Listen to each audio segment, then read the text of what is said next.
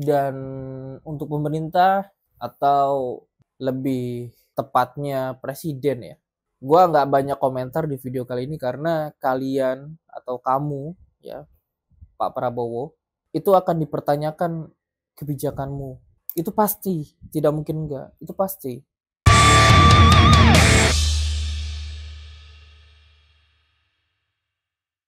Halo, kembali lagi di channel AB17.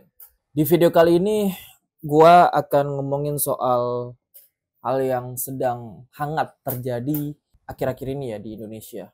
Jadi buat kalian yang mungkin nonton ini di masa depan, Indonesia saat ini sedang krisis, ya memang dari dulu memang udah krisis ya. Cuma kalau sekarang ini lagi banyak demo dan kasus-kasus korupsi, beberapanya itu terungkap yang kasusnya itu bisa mencapai 1 kuadriliun. Keren banget. Nah, di video kali ini gue akan fokus ke demonstrasinya ya, ke demonya nih. Di video kali ini gue nggak pakai skrip ya, atau poin-poin. Gue akan ngomong apa adanya aja, karena ini juga dari hati ya. Kekesalan gue dan kejengkelan gue dan keluh kesah gue juga sebenarnya. Jadi gini teman-teman, situasinya seperti ini. Ada mahasiswa atau masyarakat yang tidak puas atau memprotes pemerintah ya. Di sini nih, mahasiswa dan masyarakat. Sementara di sisi lainnya itu adalah pemerintah yang menganggap demonstran ini, masyarakat atau mahasiswa ini anarkis, melakukan hal-hal yang kacau atau biasanya disimplifikasi dengan anarkis ya. Jadi keduanya ini bertemu di lapangan, walaupun memang pemerintah ini diwakili oleh aparat ya, entah itu polisi atau yang lainnya. Sebelum gue masuk lebih dalam, gue akan ngomongin dulu soal anarki. Anarki, anarkis, anarkisme, atau kadang-kadang dipanggil anarko, sebenarnya pada awalnya kata-kata tersebut ya, anarkis, anarki, anarko, anarkisme, itu menunjuk atau merujuk pada ideologi ya, ideologi yang dianut oleh beberapa orang tentang tiadanya negara atau tentang tiadanya pemerintah. Itu yang namanya anarkisme tadi itu loh ya. Sebenarnya itu adalah pengertian yang tepat pada awalnya. Tapi kemudian bergeser dan setahu gua anarki itu sudah punya arti lain. Arti yang kedua yaitu kekacauan. Jadi kalau misalkan kalian pernah dengar jangan berbuat anarki, itu sebenarnya jangan berbuat kekacauan.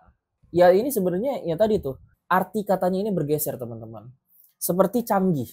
Mungkin teman-teman tahu ya canggih itu apa. Canggih itu biasanya berdekatan dengan kata teknologi ya, teknologi canggih gitu ya. Tapi tahukah kamu, sebenarnya pada awalnya ya, canggih itu artinya susah atau sulit. Kenapa teknologi itu dianggap canggih? Karena dulu pada awal-awalnya mempelajari teknologi itu sulit. Makanya ada namanya teknologi canggih. Namun sekarang bergeser nih katanya nih. Kata canggih menjadi futuristik, masa depan, atau hal keren gitu ya. Teknologi canggih berarti teknologinya keren, teknologi masa depan. Nah ini kata-katanya bergeser. Sama seperti anarki tadi itu. Yang tadinya anarki itu merujuk pada ideologi yang tidak menghendaki negara dan tidak menghendaki pemerintah menjadi arti kekacauan.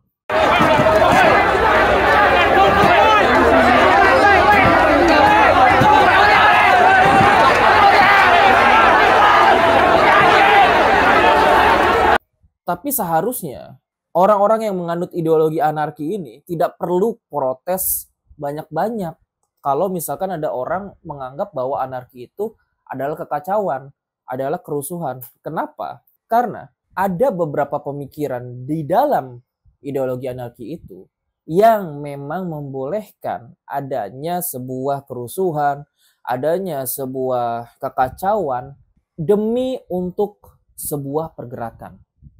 Jadi ada tuh beberapa pemikir dari ideologi anarkisme yang membolehkan ke penganutnya bahwa rusuh itu nggak apa-apa, bahwa merusak fasilitas umum itu nggak apa-apa, demi sebuah pergerakan. Nah, kalau memang ada pemikir dari anarki yang seperti itu, tidak salah dong apabila masyarakat bilang bahwa jangan berbuat anarki, itu artinya jangan berbuat kekacauan.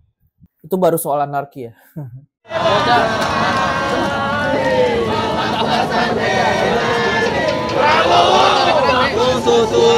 Selanjutnya, kadang-kadang kita dilema teman-teman. Kita sebagai masyarakat atau mahasiswa gitu ya, kurang puas atau protes terhadap kebijakan pemerintah. Tapi kita juga tidak mau dicap sebagai perusak fasilitas umum. Jadi simpelnya ya, ini gue buat simpel aja. Orang-orang yang demonstrasi itu bisa dikategorikan menjadi tiga. Ya, tiga. Yang pertama, itu yang memang dari hati. Bener-bener dari hati. Dia demo, tidak dibayar, memang punya pemikiran bahwa ini salah, bahwa pemerintah salah, dan dia ingin protes. Golongan yang kedua adalah yang dia dibayar. Yang dia dibayar, buzzer. Yang golongan ketiga ini memang protes terhadap pemerintah ya, terhadap kebijakan pemerintah, cuma dilakukan dengan cara-cara yang menghancurkan, dengan cara yang kacau, merusak fasilitas umum dan segala macam.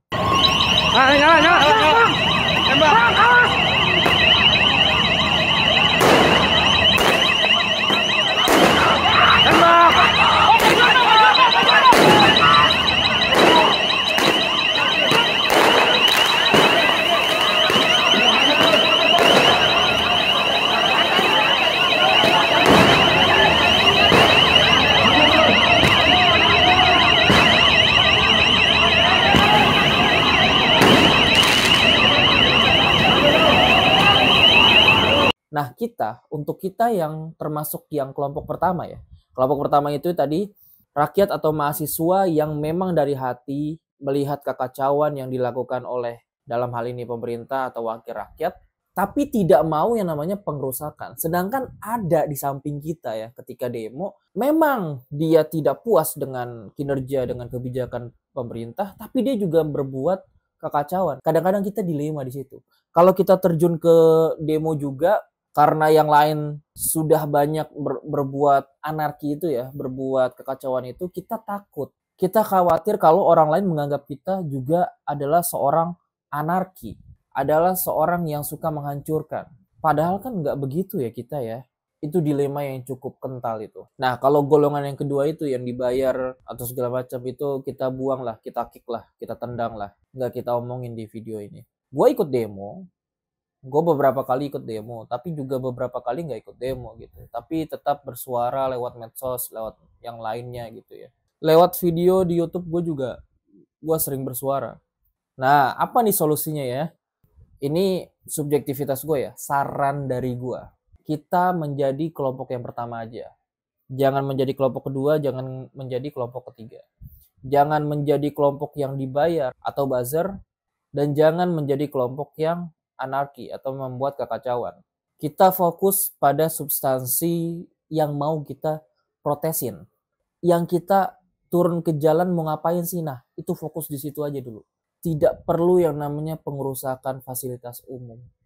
Karena fasilitas umum itu dibuat dengan patungan, teman-teman. Misalkan ya, fasilitas umumnya berupa pagar. Ini misalkan saja. Pagar yang dibuat itu patungan dari orang yang memang pro pemerintah, tapi ada juga patungan dari orang yang kontra dengan pemerintah. Itu patungan dari orang Aceh, itu patungan dari orang Papua, dan itu patungan-patungan semua. Itu uang patungan kita, teman-teman. Fasilitas umum itu patungan. Yang dimaksud ini adalah pagar di sebuah kantor pemerintah atau wakil rakyat ya. Tapi ingat, kalian wahai wakil rakyat yang mungkin tidak menonton ini ya, gedung kalian itu yang luas itu bukan pakai uang kalian ya. Itu bukan uang kalian. Kalian itu dibayar oleh kami. Kalian itu dibayar oleh orang-orang yang memprotes kalian tuh. Kalian makan gaji dari sana, dari upah ayah ibu orang yang mendemo kalian, dari gaji yang dipotong untuk pajak orang-orang yang lembur di kantor. Dari situ gaji kalian tuh. Jangan sombong. Kalian tuh bukan siapa-siapa. Serius. Kalian cuma diberi amanah, yang entah itu cara menggapai amanah baik atau buruk. Kalian itu kerja di situ. Dan lagi-lagi itu bukan fasilitas pribadi kalian. Kantor DPRD, kantor DPR RI, kantor kepresidenan, istana negara, segala macam itu bukan properti pribadi kalian. Itu punya rakyat. Kantor DPRD, kantor DPR RI itu adalah rumah rakyat. Kalau ada rakyat yang mau masuk rumahnya sendiri, kok lu kunci, kok lu gembok, kok lu tutup. Tujuan kalian dibuat, ya. Tujuan DPR RI dan DPRD dibuat supaya 200 juta lebih warga Indonesia itu tidak masuk ke dalam sana, biar diwakili saja oleh kalian-kalian itu. Itu tujuan awalnya itu tuh. Tapi ketika kami ngumpul di depan kantor DPRD, di depan kantor DPR RI untuk bisa masuk dan teriak di kuping kanan kiri lu, kalau tutup pintunya, kalau gembok pagernya.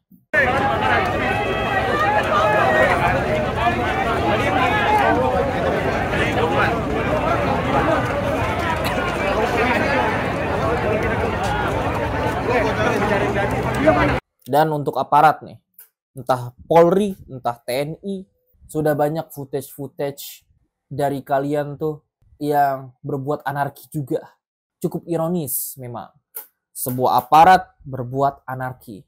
Itu akan terekam sepanjang masa itu. Bahkan kalau Indonesia udah nggak ada, itu foto, video itu akan terekam di buku-buku sejarah tuh. Tentang kebengisan kalian tuh. Walaupun iya gue tahu tidak semua Polri seperti itu. Tidak semua TNI seperti itu. Tapi tidak sedikit. Masalahnya begitu.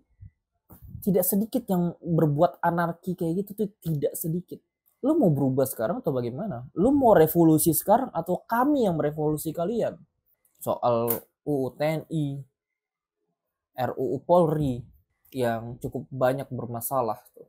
Dan untuk pemerintah atau lebih tepatnya presiden ya, gue nggak banyak komentar di video kali ini karena kalian atau kamu ya, Pak Prabowo, itu akan dipertanyakan kebijakanmu. Itu pasti, tidak mungkin enggak. Itu pasti. Kalau enggak di dunia ya pasti di akhirat. Itu nggak mungkin enggak. Kalau 200 juta lebih, sekarang udah hampir 300 juta ya penduduk Indonesia, populasi Indonesia tidak puas atau mengkritik kebijakan kalian dan kalian tutup kuping, tidak riset dengan benar.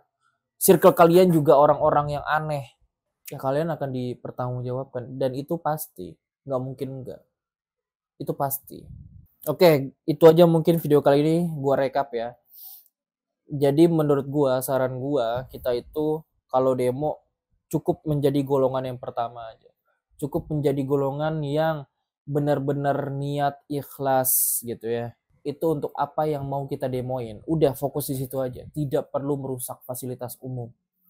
Karena kalau kita merusak fasilitas umum, apa yang disorot oleh media, apa yang disorot oleh buzzer-buzzer pemerintah, yaitu mereka akan menyorot bahwa seluruh pendemo itu pasti merusak fasilitas umum. Padahal kan nggak semuanya begitu. Tapi yang kalau kita bawa turun ke jalan itu substansinya, yang kita tuntut itu jelas, tanpa melakukan tindakan kekacauan, itu buzzer-buzzer kesulitan nyari kelemahan kita. Jadi marilah fokus untuk menjadi golongan yang pertama aja. Ikhlas tanpa merusak. Dan gua nggak akan ngomong jauh soal aparat. Namanya juga aparat. Aparat itu adalah sinonim dari alat. Dia bisa positif apabila pemegang alat itu baik, dan dia bisa negatif apabila pemegang alat itu negatif. Sekarang gue tanya, Polri dan TNI itu positif atau negatif? Kalau positif, berarti pemegang alatnya itu, pemegang aparat alias pemerintah, itu bagus, itu baik. Tapi kalau Polri, TNI, aparatnya ini jelek, itu sudah pasti pemegang alatnya, pemegang aparatnya itu juga jelek. Oke, itu aja mungkin video yang bisa gue sampaikan pada kesempatan kali ini. Silakan buat yang mau like, comment, dan subscribe. Dan silakan juga buat yang mau share. Gua Abai 17 and have a nice day.